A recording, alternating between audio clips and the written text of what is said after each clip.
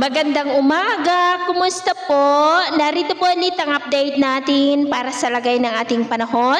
Ngayong umaga po ng November 4, 2024 na kung saan sa ngayon po ay nasa boundary na ng ating area of responsibility ang sama ng panahon na ating binabantayan.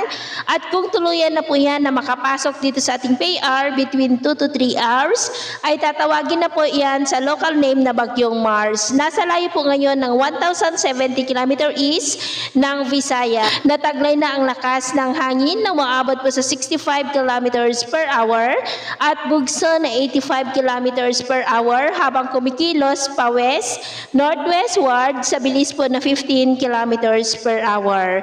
Maghapon po ngayon na nasa silangang baybayin ng Kabisayaan at bukas ng madaling araw ay nandyan na po sa silangang baybayin ng Bicol Region at lalakas muli yan into severe tropical storm at kung hindi po magbabago ang forecast ay magkakaroon po yan ng rapid intensification at bukas ng hapon ay nasa typhoon category na po yan habang nandyan na muli sa silangang baybayin po ng Northern Luzon na nagbabanta po yan na mag-landfall dahil sa malakas na amihan ay maitutulak po nito pababa at posibleng hindi yan makakakilos pataas kaya patuloy natin yan nababantayan dahil malaking banta po yan dito sa ating bansa lalo na po dito sa Luzon. At sa lagay po ng ating panahon, sa ngayon ay wala pong direktang epekto ang bagyo dito sa ating bansa.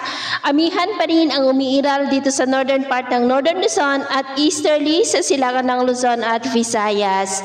Ngayong madaling araw po ay generally fair weather sa malaking bahagi na ating bansa pero may tsansa pa rin ng mga isolated rains lalo na po sa silangan ng Cagayan, Babuyan Islands, Quezon, Batangas, Oriental Mindoro, Camarines Norte, northern part ng Camarines Sur, Catanduanes, Sorsogon, Marinduque, Romblon, Palawan, Aklan, Capiz, Iloilo, Cadiz, Cabancalan, Cebu, Northern Samar at Zamboanga Peninsula. At mamaya ay sisikat ang araw sa malaking bahagi ng ating bansa maliban lamang sa mga tsansa ng cloudy skies with isolated rains sa ilang bahagi ng Cagayan, Quezon, Camarines Provinces, Catanduanes, Sorsogon, Marinduque, Palawan, Capiz, Iloilo, Southern Leyte, Bohol at Dinagat Island. At mamayang hapon, mas maraming lugar na ulit ang makakaranas ng mas maulap na kalangitan with isolated rains. Mag-ingat pa rin po tayo sa mga banta pa rin ng mga pagbaha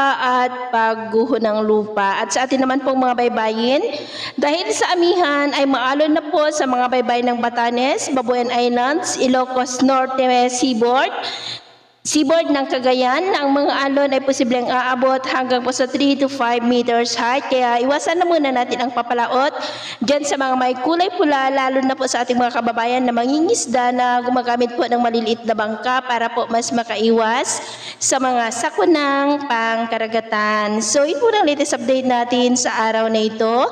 At ako po muli si James na nagsasabing sa kahit anong pagsubok po na darating sa ating buhay, huwag na huwag po tayong mawawalan ng pag-asa. Thank you and God bless!